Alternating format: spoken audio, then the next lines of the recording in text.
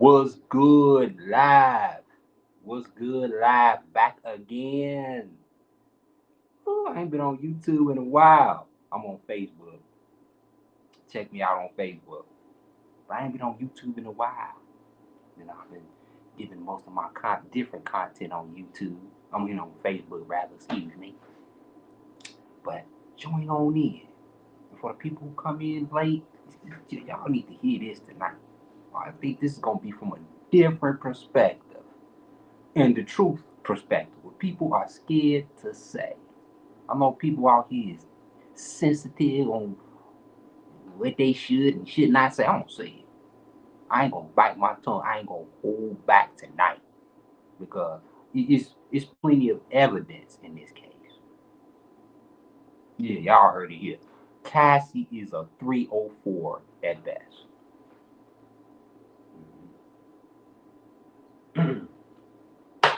Now let's get into it. Now, if y'all ain't heard the latest with the P. Diddy trial, the testimony that Cassie, I think this is her third day. I'm not sure. I'm not. If I'm not correct on this case, but a lot has been revealed in this case.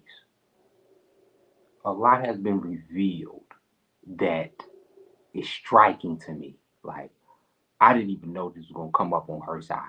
Jericho, what's good? What's good? Join live. Good to see you, Jericho.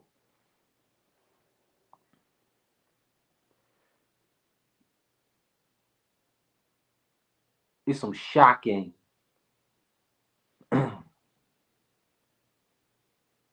Yeah, get that overtime at work. It's been some shocking things that came out of Cassie's mouth. And not only just Cassie's mouth, but through these text messages. Okay? And a lot of people is just scared to say this. They real scared to look at the clear evidence that's showing this Cassie is a 304. She consented to this. She consented to multiple text messages. She even set up the Diddy parties. So she should be charged.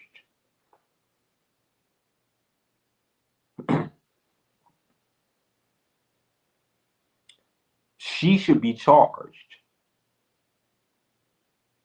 because she admitted to setting up Diddy parties. It came out of her own the text messages. Come on now. So she just as dirty and vile as he is, right? Well, she caught horse. They said she had every opportunity to run. If she felt that she was in danger, she could have ran at any time. Went to the police back then. Said, I'm in danger by Diddy. A lot of people may say that, but a lot of people say it's a little bit deeper than that. And this is why they trying to make it a little bit more deep than that.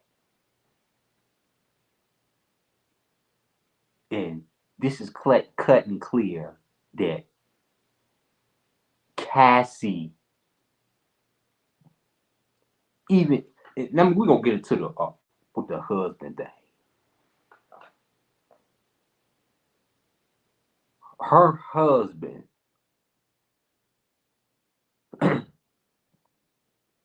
was on the phone, FaceTiming. I mean, I'm gonna let TMZ, but I ain't gonna play the. I'm gonna turn this up a little bit. I mean, I learned my lesson into playing direct videos, but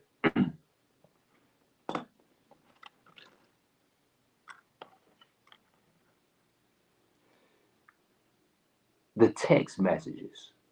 I mean, this Diddy case is so interesting. I mean, like if y'all follow the R. Kelly case, like we always know, we followed the R. Kelly case all through the case when the case and the trial was going on.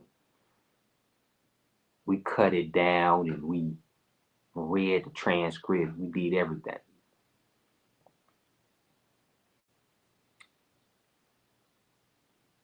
But we don't need all that because we got text messages. We got these text messages from Cassie in detail, setting up these parties with Diddy. Mm-hmm. And it's some vile stuff. I mean, Cassie, her husband stormed out of the courtroom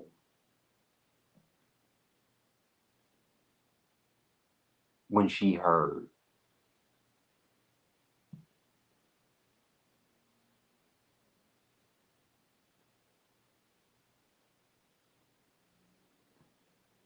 Well, I mean, when he heard the description, he couldn't take it.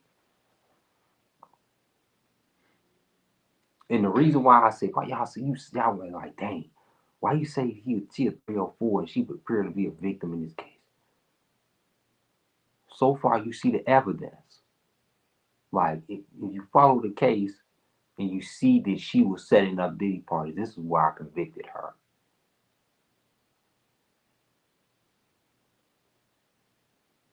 Because she set it up, some of the parties. Now, I'm gonna play this from, I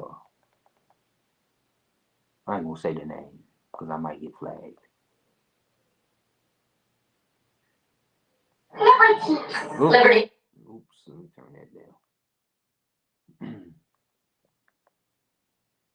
I'm gonna play this for y'all.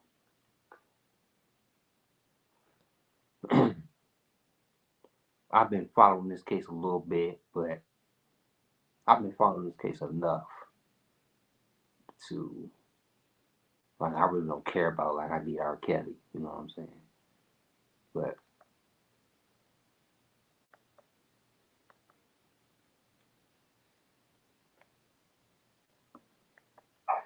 and she said, because I was afraid he'd threaten me again.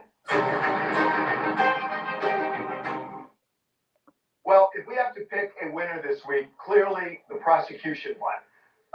Cassie Ventura was prosecution's star witness, and it is not unexpected that she would really tell a compelling story, and in some ways really damage Diddy, which she did on the stand. It was not everything I expected. I thought prosecutors were going to close more of a loop. At the end of this, I want to give you what I believe is the closing of the closing arguments for both the prosecution and the defense. The things I believe, based on what I heard this week, each side would say to the jury before they walk away and let the jury go into the jury deliberation room. So we will do that at the end of this. But let me just go through a couple of things. I think the defense made a. Why did no one? Cut that one out. I'm gonna hear all that.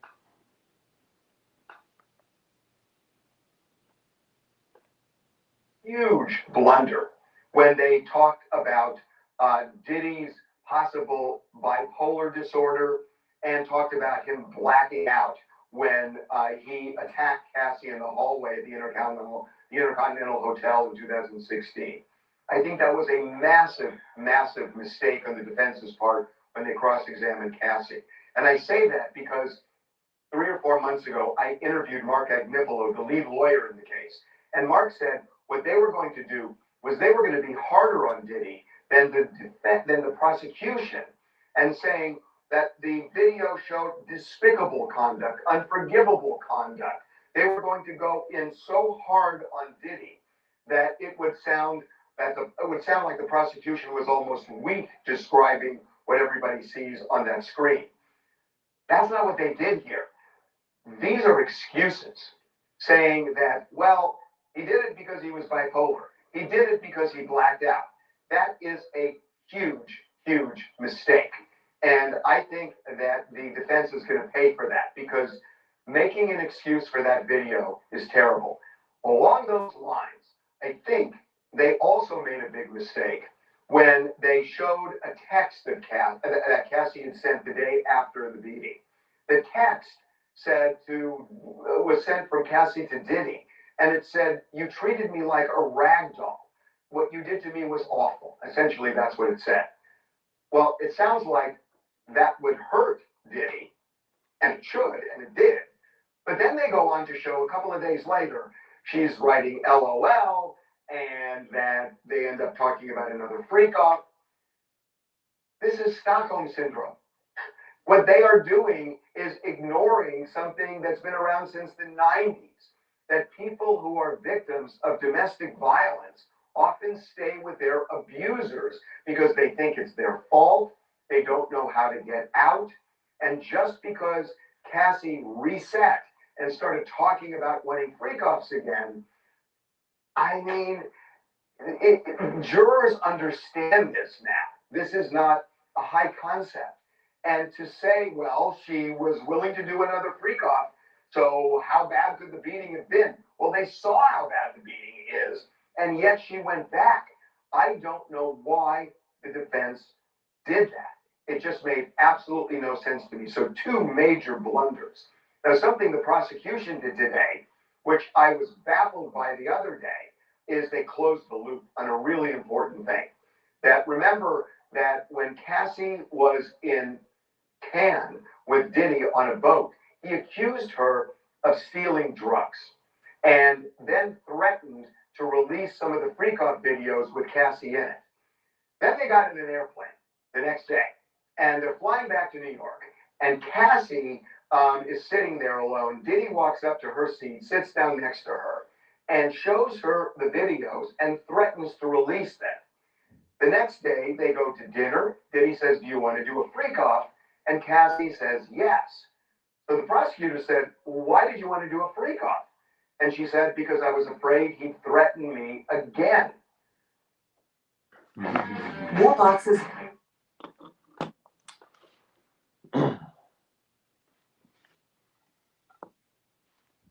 I mean, who? I ain't denying that Diddy was no abuser. Like I said, we made so much fun of Diddy. I don't know if y'all can hear me clear. We made so much fun of Diddy on this live. So many lives. If you a regular Mad Pill follower, I mean, Diddy joke out the joke. But I don't think it's an excuse. I mean, people just making an excuse for, abuse victims. It's unfortunate. You like, and I don't condone abuse. Uh, I never put my hands on a woman. I despise her. That's weak. You're a punk. And Diddy was wrong for that. You know, there ain't no excuse for that. He shouldn't have never put his hands on her. And he is abusive. And that's one thing that I can't take from it. But the evidence is gonna rear its head, whatever. Like I say, it's looking kind of good for Diddy, a little bit. At the same time, Diddy is trying to get pardoned for Trump too. I mean, they pushing it. What if Trump pardoned Diddy? That'd be crazy. That'd be crazy, hell. But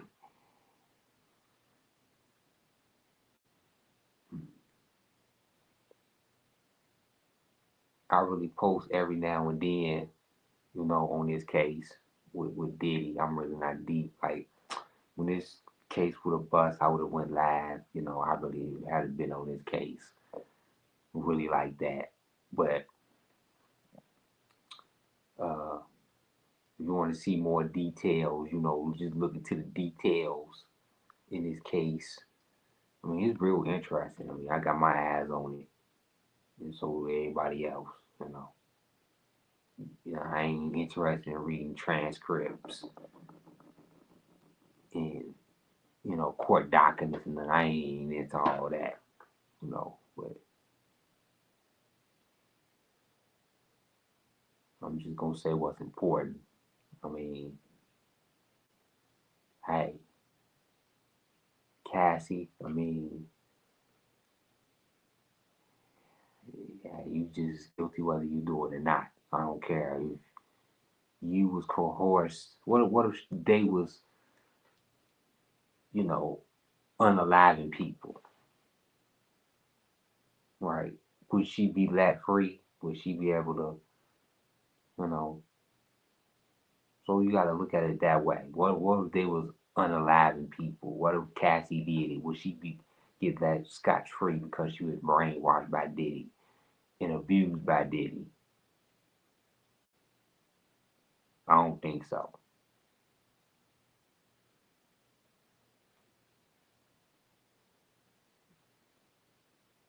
So I still think she should come suffer consequences if she was setting up free calls and there was some underage kids there. You know, I mean, I think she should be convicted too. That's all I gotta say. You know, you gotta be equal. For real. Y'all might have y'all opinion about it. I got mine. Appreciate that, Jericho, for all y'all who watch the playback. Peace. Catch me on another live on Facebook.